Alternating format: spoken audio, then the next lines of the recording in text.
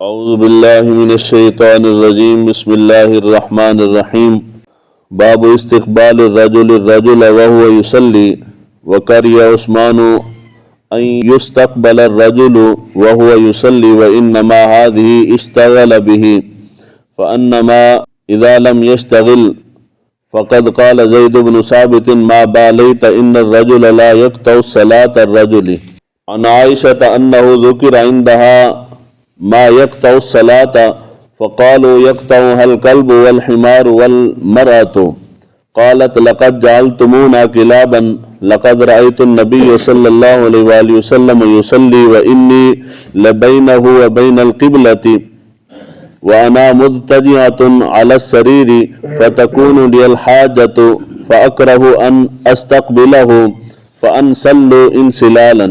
یہ باب ہے ایک مرد کا دوران نماز کسی دوسرے مرد کی طرف منہ کر کے نماز پڑھنا، یعنی پچھلے جتنے ابواب گزرے ہیں مسائل بیان ہو رہے ہیں سترے کے متعلق، یعنی آگے کون سی سترے کی فضیلت اور اہمیت اور اس کی مقدار وغیرہ ہر چیز بیان ہو چکی ہے۔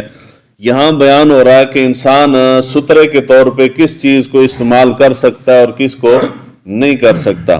یہاں مسئلہ درپیش یہ ہے کہ اگر کوئی شخص بیٹھا ہوا ہے اور دوسرا شخص اس کی طرف منہ کر کے نماز پڑھتا ہے، جس طرح آپ میری طرف منہ کر کے بیٹھے ہیں، پیچھے ایک بندہ آتا ہے وہ آپ کے پیچھے کھڑے ہو کے نماز شروع کر دیتا ہے، اس مسئلے کے متعلق یہ باب ہے۔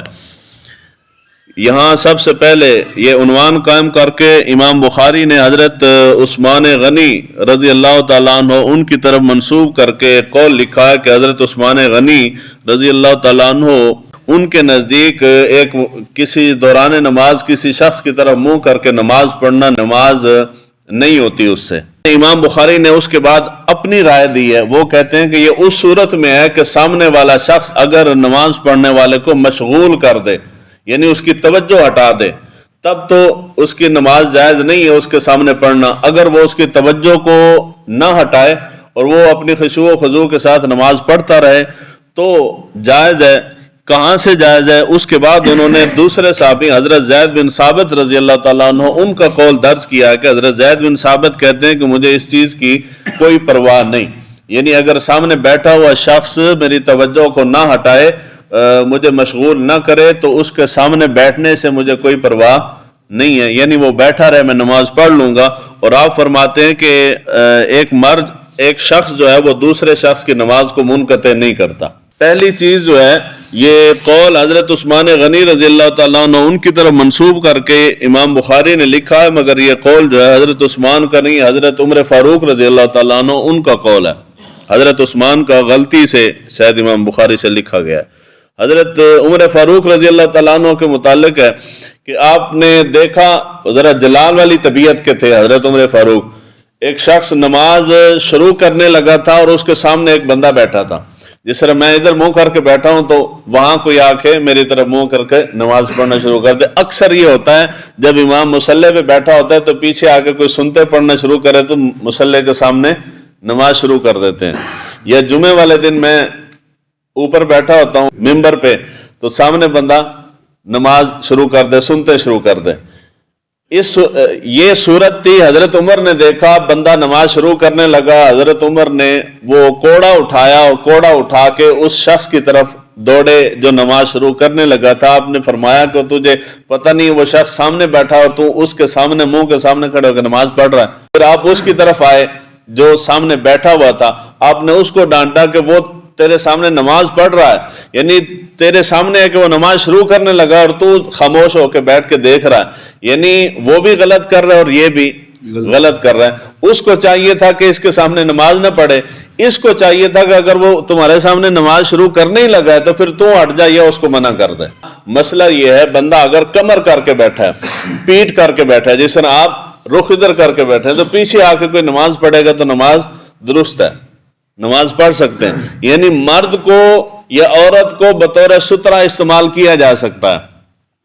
آپ نماز پڑھنا چاہتے ہیں، کسی شخص کو کہتے ہیں یار ادھر میرے آگے بیٹھ جا، وہ بیٹھا ہوا نہیں، آپ اس کو آگے بٹھا کے تو پیچھے نماز پڑھنا چاہتے ہیں، پڑھ سکتے ہیں، اس صورت میں کہ اس کا منہ آپ کی طرف نہ ہو، کمر کی طرف آپ نماز پڑھ سکتے ہیں. عورت بیٹھی ہو یا عورت کو بٹھا کے اس کے پیچھے اگر آپ نماز پڑھنا چاہیں تو نماز پڑھ سکتے ہیں. کسی بچے کو، سمجھدار بچے کو اگر آپ بطور سترہ اس کو آگے بٹھا دیتے ہیں، آپ کہتے ہیں کہ ادھر بیٹھ جا میں 2 نفل پڑھوں، یہ اس صورت میں ہوتا ہے جب رش وغیرہ ہو یا آمد و رفت زیادہ ہو تو آپ نماز، ظاہری بات ہے سترہ کو اور اہتمام نہیں ہو سکتا تو آپ کسی بندے کو آگے بٹھا دیتے ہیں. یہ بندہ ویسے ہی بیٹھا ہے تو آپ پیچھے نماز پڑھتے ہیں تو اس کے اندر کوئی مذائقہ نہیں ہے. یہ اس صورت میں ہے کہ وہ مجلس یا وہ شخص جو ہے وہ کسی دنیاوی کام کے اندر مشغول نہ ہو. اگر وہ دنیاوی کام کے اندر مشغول ہے تو اس کی کمر کے پیچھے یعنی نماز پڑھنا تب بھی جائز نہیں ہے. ہم بیٹھے ہیں نا، ہم عبادت کی نیت سے بیٹھے ہیں یا عبادت کر رہے ہیں، یہ عبادت کی نیت سے، یہ عبادت کے انتظار کے اندر بیٹھے ہوئے ہیں، تو ہمارے پیچھے کوئی نماز پڑھتا ہے تو نماز پڑھ سکتا ہے. اور اگر ہم یہاں بیٹھ کے گپے شپے مار رہے ہوں، بے شک ہماری کمر ہی کیوں نہ ہو، پیچھے کھڑا ہو کے بندہ نماز نہیں پڑھ سکتا. مسئلہ سمجھ آ گیا جی. اس کے بعد حدیث مبارکہ جو امام بخاری نے لکھی ہے یہ اہم ہے. حضرت ام المومنین ام عائشہ صدیقہ سلام اللہ علیہا آپ کے سامنے لوگوں نے ذکر کیا، کسی نے کسی سے پوچھا ہوگا، اس نے پوچھا کہ کون سی چیز نماز کو منقطع کر دیتی ہے، نماز کو ختم کر دیتی ہے. تو اس شخص نے آگے سے کہا کہ 3 چیزیں ہیں. پہلے نمبر پہ کتا ہے، دوسرے نمبر پہ گدھا ہے اور تیسرے نمبر پہ عورت ہے. یعنی یہ ذکر ہو رہا تھا کہ اگر کوئی بندہ نماز پڑھ رہا ہو تو اس کے سامنے اگر یہ 3 چیزیں ہوں یا یہ 3 چیزیں گزر جائیں تو نماز ختم ہو جاتی ہے. اس شخص نے کہا اما عائشہ کے سامنے، یعنی اگر کتا گزر جائے نماز ختم ہو جاتی ہے، گدھا گزر جائے تو نماز ختم ہو جاتی ہے، یا عورت گزر جائے تب بھی نماز ختم ہو جاتی ہے. یہ عورت کا ابھی تک ہمارے دیہاتی لوگ ہیں ان کے دماغوں کے اندر ہے کہ اگر کوئی بچہ، یہ مرد گزر جائے تو نماز ختم نہیں ہوتی، عورت گزر جائے تو نماز ختم ہو جاتی. ام عائشہ نے سنا تو آپ نے فرمایا کہ تم نے ہم کو گدھے اور کتے کے برابر کر دیا ہے. یعنی ام عائشہ بھی تو عورت ہی ہیں. اس نے کہا کہ گدھا گزر جائے یا کتا گزر جائے یا عورت گزر جائے. تو ام عائشہ کو یہ بات ناگوار گزری ہے کہ آپ نے فرمایا کہ کیا تم نے ہمیں گدھے اور کتے کے برابر کر دیے، یعنی ان کے ساتھ ملا دیے، ایک ہی جملے میں ہم کو بھی استعمال کر رہے ہو. حالانکہ حضور صلی اللہ علیہ وآلہ وسلم کو میں نے دیکھا ہے کہ حضور صلی اللہ علیہ وآلہ وسلم نماز پڑھ رہے ہوتے تھے اور میں حضور صلی اللہ علیہ وآلہ وسلم کے سامنے تخت پہ لیٹی ہوتی تھی. یہ حدیث مبارکہ بڑی اہم ہے. حضور نماز پڑھ رہے ہوتے تھے اور میں حضور صلی اللہ علیہ وآلہ وسلم کے سامنے لیٹی ہوتی تھی، اور اگر میں وہاں سے اٹھنا پسند نہیں کرتی تھی اور مجھے کوئی کام درپیش آ جاتا تھا اٹھنے کے لیے تو میں پھر خاموشی سے چپکے سے اٹھ کے چلی جاتی تھی. یعنی حضور صلی اللہ علیہ وآلہ وسلم میں سامنے لیٹی ہوتی تھی، اس کے باوجود بھی حضور نماز پڑھتے تھے. حضور نماز اور روایت کے اندر ہے حضور صلی اللہ علیہ وآلہ وسلم، ام عائشہ فرماتی ہیں حضور نماز پڑھتے تھے اور میرے پاؤں جو ہیں، میری ٹانگیں جو ہیں حضور صلی اللہ علیہ وآلہ وسلم کے آگے ہوتی تھی، یعنی حضور نے جہاں سجدہ کرنا ہے. جب حضور صلی اللہ علیہ وآلہ وسلم سجدے میں جانے لگتے تھے تو آپ مجھے ہاتھ لگاتے تھے، اشارہ کرتے تھے ہاتھ لگا کے. اس کا مطلب ہوتا تھا کہ ٹانگیں اپنی پیچھے کر. میں ٹانگیں پیچھے کر لیتی، حضور نماز سجدہ وغیرہ کر لیتے، اس کے بعد میں پھر ٹانگیں سیدھی کر لیتی تھی. اب یہ اس دور میں ہے جس دور میں روشنی وغیرہ کا اہتمام نہیں ہوتا تھا، معلوم نہیں ہوتا تھا کہ کوئی نماز پڑھ رہا ہے. اور یہ تمام چیزیں یہ جو بیان کی جا رہی ہیں یا یہ جو افعال ہو رہے ہیں یہ امت کی تعلیم کے لیے ہو رہے ہیں. یعنی ہم نے جو تصور کر لیا کہ عورت اگر مرد سامنے سے گزرے گا تو نماز نہیں ٹوٹے گی، اگر عورت سامنے سے گزرے گی تو نماز ٹوٹ جائے گی، حالانکہ یہ مسئلہ درست نہیں ہے. اب یہ دیکھیں یہاں پہ ایک چھوٹی سی چیز ہے، نماز کسی کے آگے گزرنے سے نہیں ٹوٹتی، یہ بات بالکل ذہن کے اندر رکھیں. چاہے نماز پڑھ گناہ ہوگا یہ الگ چیز ہے، وہ تو سارا بیان ہو چکا ہے. میں نماز پڑھ رہا ہوں، میری نماز کے آگے سے کوئی بچہ گزر جاتا ہے، کوئی مرد گزر جاتا ہے، کوئی عورت گزر جاتی ہے، کوئی چیز گزر جاتی ہے تو اس کے گزرنے سے میری نماز نہیں ٹوٹتی. جو گزرے گا اس کو گناہ ملے گا، یہ الگ چیز ہے، مگر میری نماز کے اندر خلل نہیں آئے گا. عورت گزرے تب بھی، چاہے مرد گزرے تب بھی. یہاں پہ جو چیز عام ہے وہ یہ ہے کہ اما عائشہ کے سامنے عورت کو اور گدھے کو اور کتے کو ایک ہی جملے کے اندر استعمال کیا گیا، حالانکہ بات اما عائشہ کی نہیں ہو رہی تھی، مطلقاً عورت کی بات ہوئی ہے. تو اما عائشہ کو وہ بات ناگوار گزری ہے. ہندی گل ہے نا جی. یہاں پہ مسئلہ کیا آتا ہے, ہمارے دین اسلام کو اتنا زیادہ نقصان جو ہے وہ دشمن نے یعنی کفار و مشرکین نے انہوں نے نہیں پہنچایا جتنا نقصان جو ہے وہ دین کو شخصیت پرستی نے پہنچایا.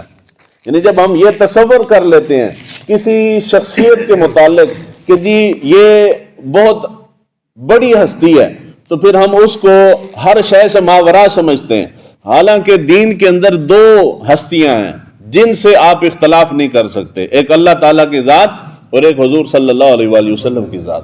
یعنی نہ آپ رب سے اختلاف کر سکتے ہیں, نہ اس کے نبی کی کسی بات یا کسی فعل کے ساتھ اختلاف بھی نہیں کر سکتے, نہ ہی آپ ان ہستیوں کی ذات کے اوپر انگلی اٹھا سکتے ہیں, نہ اعتراض کر سکتے ہیں. گل ختم ہو گئی. اس کے بعد اب وہ کیوں نہیں کر سکتے؟ اس لیے کہ حضور صلی اللہ علیہ وآلہ وسلم کی ذات ہے معصوم, ان سے خطا نہیں ہو سکتی, غلطی نہیں ہو سکتی کسی بھی معنی میں. اللہ تعالیٰ نے ان کو معصوم کیا ہے. حضور صلی اللہ علیہ وآلہ وسلم کی ذات اقدس کے بعد کوئی بھی ہستی کائنات کی معصوم نہیں ہے. معصوم ذات صرف دو ہیں, یا فرشتوں کی ذات معصوم ہوتی ہے یا انبیاء کی ذات معصوم ہوتی ہے. انبیاء کے علاوہ کوئی معصوم نہیں ہوتا. صحابہ کرام رضوان اللہ اجمعین کا بہت بڑا مقام و مرتبہ ہے, مگر ہم ان کو معصوم نہیں کہتے. خلفائے راشدین کا مقام و مرتبہ وراء الورا ہے, مگر ہم ان کو معصوم نہیں کہتے. انبیاء کے علاوہ کوئی فرد بشر معصوم نہیں. جب معصوم نہیں ہو سکتا تو پھر خطا کا امکان بھی ہے. یعنی جب معصوم ہٹا دیا نا, اب پھر اس سے غلطی بھی ہو سکتی ہے. جتنے صحابہ ہیں, خلفائے راشدین ہیں, اللہ تعالیٰ نے اہل بیت کرام ہیں, اللہ تعالیٰ نے ان کو محفوظ رکھا ہے اس طرح کے کاموں سے. نیک لوگ ہیں, اولیاء اللہ ہیں, یا علماء ہیں, مفسرین ہیں, محدثین ہیں, ان سے غلطی کا امکان ہو سکتا ہے. اور جو میں جتنا بھی پڑھ جاؤں مگر میں انسان و خطا کر سکتا ہوں. پیر صاحب کتنے ہی بڑے کیوں نہ ہو جائیں مگر انسان ہے, وہ غلطی کر سکتے ہیں. کوئی محدث کتنا ہی بڑا کیوں نہ ہو جائے مگر وہ انسان ہے, غلطی کر سکتا ہے. جس طرح کہ یہ میں نے کہا امام بخاری اتنا بڑا نام ہے مگر غلطی ہوئی ہے نا جی, کہ حضرت عمر کا قول انہوں نے حضرت عثمان کا لکھ دیا. اب میں کہوں کہ نہیں جی حضرت امام بخاری سے غلطی نہیں ہو سکتی, نہیں وہ انسان نہیں ہے, اگر غلطی کیوں نہیں ہو سکتی, ہوئی ہے تو جب ہو جائے تو پھر تسلیم کر لینا چاہیے. جب تسلیم نہیں کرتے تو اسی سے خرابیاں آتی ہیں. مسئلہ سمجھ آ رہا ہے جی؟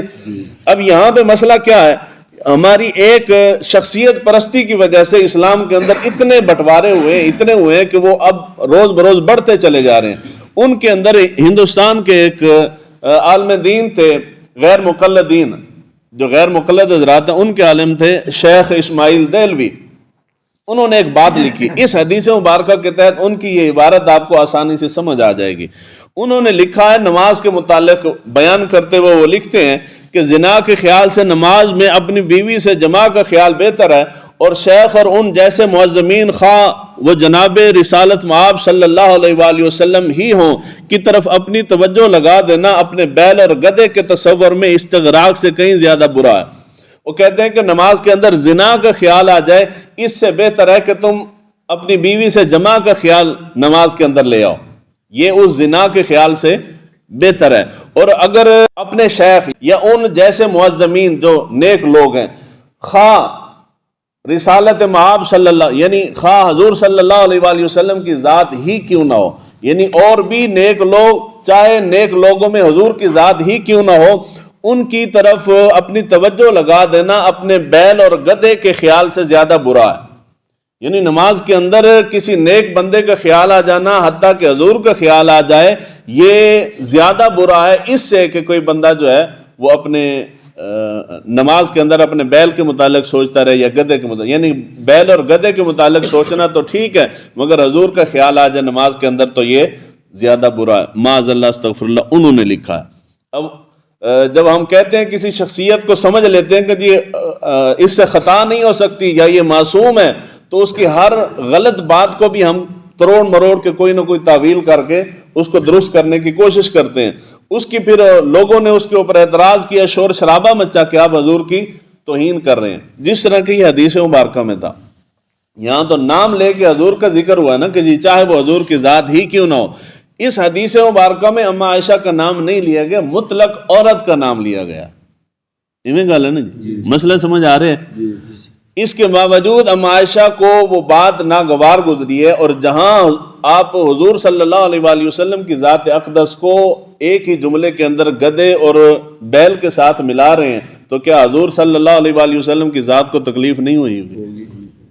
تو اس لیے یہ جملہ غلط تھا۔ اس کے اوپر اعتراض ہوا تو انہوں نے پھر اس کی تعویل کی، وہ کہتے ہیں کہ جی اس عبارت کے اندر بیل اور گدھے کا خیال اس لیے میں نے کہا ہے کہ یہ درست ہے، اور حضور کا خیال اس لیے درست نہیں ہے کہ نماز کے اندر کسی غیر اللہ کا خیال جو ہے وہ تعظیم کے لحاظ سے نماز کے اندر اگر خیال آ جائے تو وہ شرک کا دروازہ کھولتا ہے، یعنی انسان کو شرک کی طرف لے جاتا ہے۔ یعنی بیل اور گدھے کا خیال جو آتا ہے تو وہ بطور تعظیم نہیں آتا، حضور کا جب خیال آئے گا تو بطور تعظیم آئے گا۔ تو نماز چونکہ اللہ کی عبادت ہے تو نماز کے اندر بطور تعظیم کسی کا خیال نہیں لانا چاہیے، حالانکہ یہ بات بھی غلط ہے۔ پیچھے کئی احادیث مبارکہ گزر چکی ہیں، بخاری اور مسلم کے علاوہ بھی بہت سارا مواد موجود ہے، مگر بخاری کے اندر موجود ہے حضور صلی اللہ علیہ وآلہ وسلم کے دوران نماز صحابہ نے تعظیم کی ہے نا جی۔ یہ حضور صلی اللہ علیہ وآلہ وسلم تشریف لاتے ہیں، صحابہ صفیں چھوڑ دیتے ہیں، تالیاں بجاتے ہیں، حضور ابو بکر صدیق مصلی مبارک پہ کھڑے ہوتے ہیں، وہ پیچھے ہٹ جاتے ہیں، یعنی دوران نماز پیچھے ہٹ رہے ہیں، تو کس کی تعظیم ہے؟ حضور کی تعظیم ہے۔ یعنی یہاں نماز شروع ہونے سے پہلے میں آ جاؤں تو کوئی بندہ اگر نماز پڑھا رہا ہو تو وہ مجھے دیکھ کے پیچھے ہٹ جاتا ہے، کیوں پیچھے ہٹ رہا ہے؟ میری تعظیم کر رہا ہے کہ جی امام صاحب آ گئے تو یہ نماز پڑھا لیں، اور اگر دوران نماز میں آ جاؤں تو پھر کوئی پیچھے ہٹتا ہے؟ نہیں ہٹے گا۔ کیوں؟ اس لیے کہ میں بھی آ کے پیچھے کھڑا ہوں، دوران نماز میری تعظیم نہیں ہوگی، مگر میں حضور کے برابر نہیں ہوں۔ جب حضور کی ذات آئے گی تو پھر کسی کا یہ یارہ نہیں ہے کہ وہ مصلی پہ کھڑے ہو، پھر بندہ پیچھے ہٹ جاتا ہے۔ ابو بکر صدیق کو حضور نے خود کھڑا کیا، مگر جب حضور تشریف لائے تو ان کی تعظیم اور احترام میں جب ان کو پتہ چلے حضور آ گئے، اور صحابہ نے پیچھے سے تالیاں یوں ہاتھ پہ ہاتھ مار کے بتایا کہ حضور آ گئے ہیں، جب ان کو پتہ چلا کہ حضور آ گئے تو حضرت ابو بکر صدیق مصلی امامت پہ جماعت کرواتے ہوئے دوران جماعت پیچھے ہٹ گئے ہیں کہ میرا نبی آ گیا، تو وہ حضور آگے کھڑے ہوں۔ تو اس سے بڑھ کے تعظیم کیا ہوتی ہے؟ اور جب آپ نماز پڑھتے ہیں، وہ تو چلو پہلے کی بات ہے، نماز پڑھتے ہیں دوران نماز آپ تحیات کے اندر بیٹھتے ہیں تو حضور صلی اللہ علیہ وآلہ وسلم کی ذات پہ درود و سلام پڑھتے ہیں، تو حضور کا خیال نہیں آتا بندے کو؟ السلام علیکہ ایھا النبی کہتے ہیں، آپ پوری خشوع و خضوع کے ساتھ نماز پڑھ رہے ہو تو جس کے اوپر سلام بھیج رہے ہیں اس کا خیال نہیں آئے گا؟ اگر ان کے خیال سے نماز ختم ہو جاتی ہے تو یہ سارے کلمات جو ہے نماز سے نکال دے بندہ۔ پھر ہم نماز پڑھتے ہیں، جی میں نے صبح کی نماز جماعت سے پہلے آپ نے کیا پڑھا ہے؟ 2 سنتیں پڑھی ہیں، اس سنتوں کی نسبت کس کے ساتھ ہے؟ حضور کے ساتھ۔ تو جب آپ کھڑے ہوں گے کہ جی میں حضور کی سنت پڑھ رہا ہوں، تو خیال تو ویسے پہلے سے بھی آگے، اور ساری نماز کے اندر تصور ہی حضور کی ذات کے ساتھ ہے۔ سمجھ آیا جی مسئلہ؟ حضور صلی اللہ علیہ وآلہ وسلم کی ذات کا خیال نماز کے اندر آ جانے سے نماز منقطع نہیں ہوتی، نماز کامل ہو جاتی ہے۔ اس لیے شخصیت پرستی سے انسان کو نکلنا چاہیے، کوئی عالم دین کتنا ہی بڑا کیوں نہ ہو، اگر کوئی غلط بات کہہ دے تو اس کے چیلے چمچوں کو ماننا چاہیے کہ جن سے غلطی ہو گئی ہے۔